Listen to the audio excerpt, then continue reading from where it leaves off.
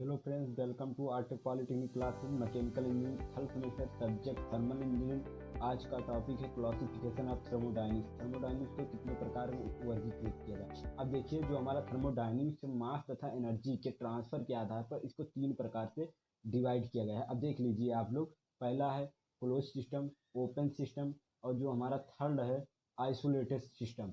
अब isolated system, अब देखिए जो हमारा क्लोज सिस्टम है उसको हिंदी में कहते हैं बंद निकाय, और जो हमारा ओपन सिस्टम है इसको हिंदी में कहते हैं खुला निकाय, और जो आइसोलेटेड सिस्टम है इसको विलगत निकाय कहते हैं। अब आप लोग देख लीजिए क्लोज सिस्टम किसे कहते हैं। तो देखिए, जैसे हम एक सिस्टम माने निकाय, सिस्टम को कहते हैं निकाय एक निकाय माने तो उसमें एनर्जी का ट्रांसफर होता है। इसमें देखिए जो हम ये निकाय माने हैं, इसमें देख लीजिए हम जैसे कोई एक निकाय मान लिए, इसमें एनर्जी का तो ट्रांसफर होता है बट मास का ट्रांसफर नहीं होता है। इसे हम क्लोज सिस्टम कहते हैं। अब देखिए इसका एग्जाम्पल आप लोग को तैयार कर लेना। Bomb calorimeter, motor car battery, जैसे हमारी जो मोटर नहीं होते हैं उसकी बैटरी। अब देखिए प्रेशर कुकर आप लोग देखे होंगे, स्टूडेंट है तो आप लोग रूम लेकर रहते हैं, खाना बनाए हैं, देखे ही हैं प्रेशर कुकर, उसके सीटी लगाने से पहले। अब देखिए जो हमारा ओपन सिस्टम है, अब ओपन सिस्टम किसे कहते हैं, तो इसमें भी एक हम निकाय माने हैं, तो एक सिस्टम लिए हैं जिसमें देखिए इसमें एनर्जी का भी ट्रांसफर हो जाता है, मास का भी ट्रांसफर होता है, दोनों का ट्रांसफर होता है, एनर्जी मास दोनों का ट्रांसफर होता है, इसे हम ओपन सिस्टम कहते हैं। अब इसका हम एग्जाम्पल तैयार कर लें तो एग्जाम्पल आईसी इंजन, आप लोग आईसी इंजन में पढ़ चुके हैं, IC engine, two stroke, four stroke engine, arrow engine, boiler भी पढ़ चुके हैं, और गैस टरबाइन भी पढ़ चुके हैं, स्टीम टरबाइन भी पढ़ चुके हैं, आप लोग नोजल भी पढ़ चुके हैं, तो एग्जाम्पल वैसे आप लोग को तैयार हो गया है। अब देखिए जो हमारा आइसोलेटेड सिस्टम होता है, आइसोलेटेड सिस्टम, अब आइसोलेटेड सिस्टम किसे कहते हैं, जैसे हम कोई एक निकाय माने, अब इसमें ना तो एनर्जी का ट्रांसफर होता है ना मास का ट्रांसफर होता है, उसे आइसोलेटेड सिस्टम कहते हैं, जैसे विलगत निकाय कहते हैं। अब देखिए इसका हमको एग्जाम्पल तैयार कर लेना है, थर्मल फ्लॉक।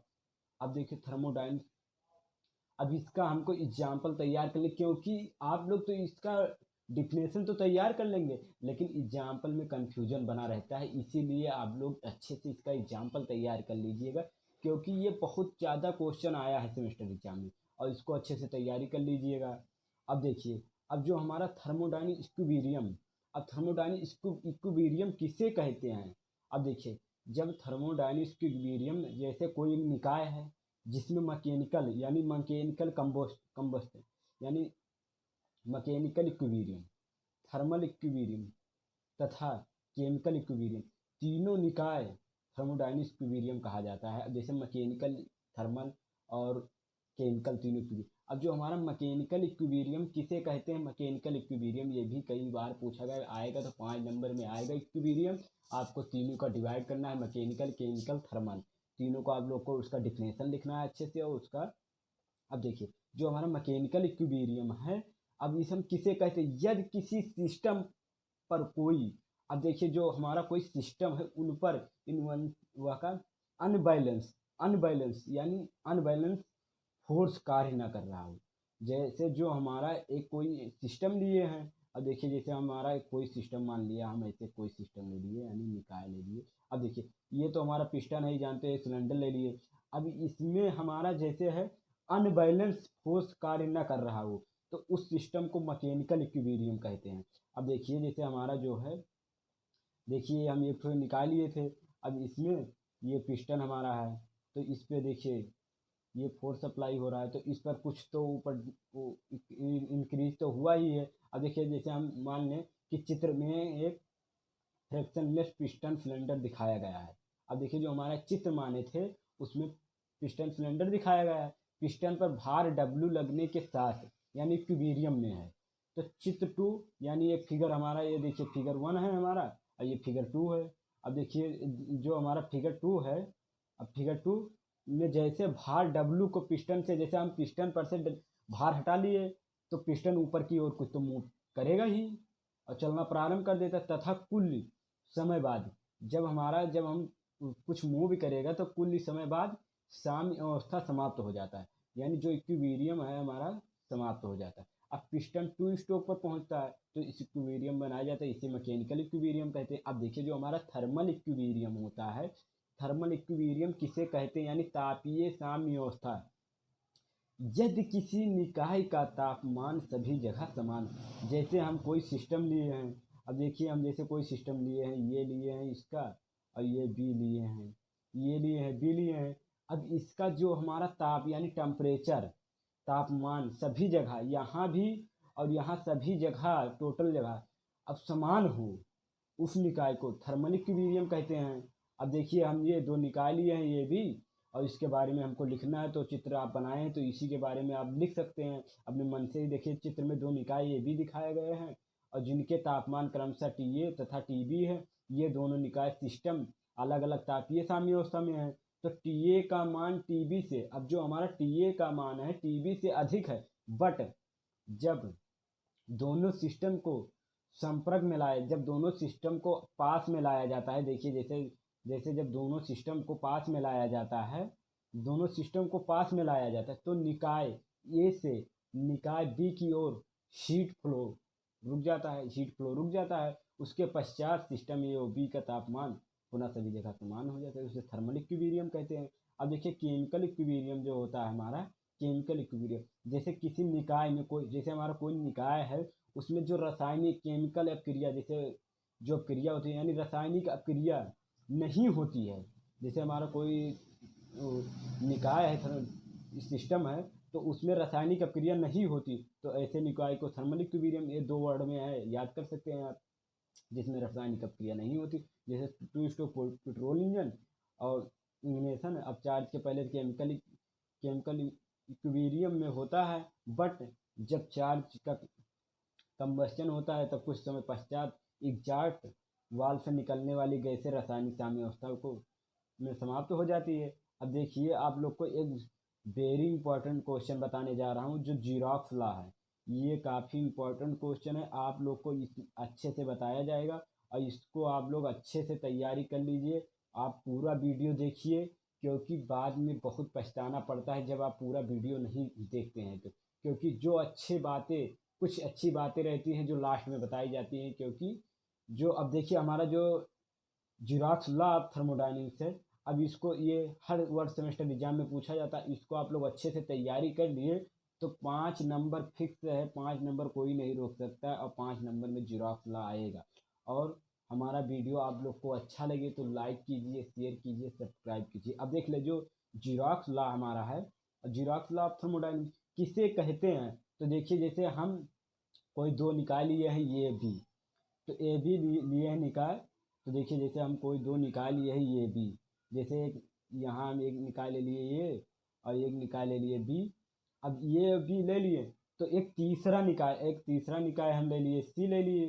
तो देखिए जो हमारा ये बी, अब देखिए जो हमारा तीसरा निकाय है, अब देखिए जब तीसरा निकाय थर्मल इक्विलिब्रियम में आपस में है, तो जो हमारा ये बी, देख लीजिए अब जैसे दो निकाय ये भी तीसरे सी, या जो हमारा तीसरा निकाय है तो थर्मल इक्विलिब्रियम में है, तो ये और बी भी थर्मल इक्विलिब्रियम में हो जाएंगे। देखिए अब इसमें हमारा जो मेन इम्पॉर्टेंट है नोट, इसको आप लोग अच्छे से इसको नोट कर लीजिएगा नोटबुक में, क्योंकि ये कंपटीशन में भी बहुत अधिक पूछा जाता है कि जो हमारा थर्मोडायनामिक जीरॉक्स लॉ है वो क्या डिफाइन करता है, टेम्परेचर, यानी टेम्परेचर की प्रॉपर्टी को डिफाइन करता है।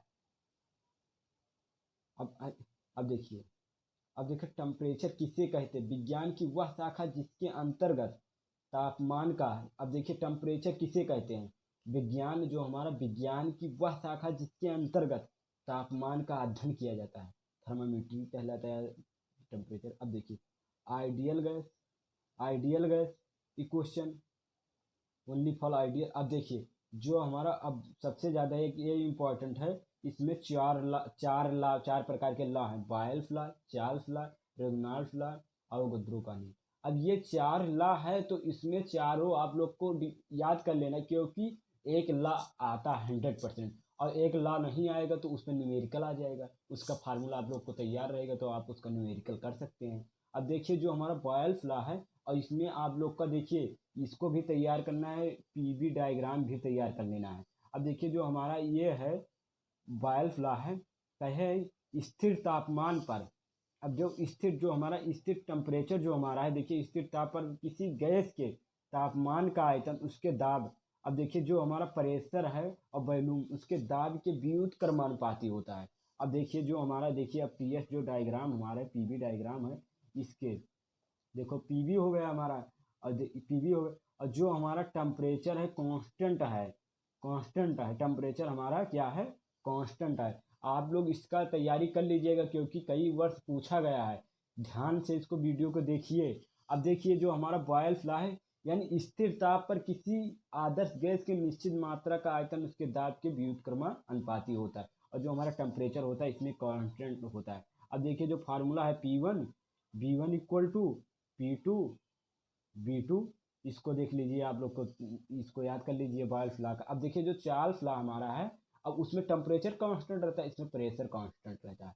अब देखिए स्थिर दाब पर, यानी जो हमारा ये है स्थिर दाब पर कहे, स्थिर दाब पर किसी, ये देखिए हमारा पी, अब देखिए स्थिर दाब पर किसी आदर्श गैस के निश्चित मात्रा का आयतन उसके ताप के समानुपाती होता है, तो पी प्रोपोर्शनल टी हो गया।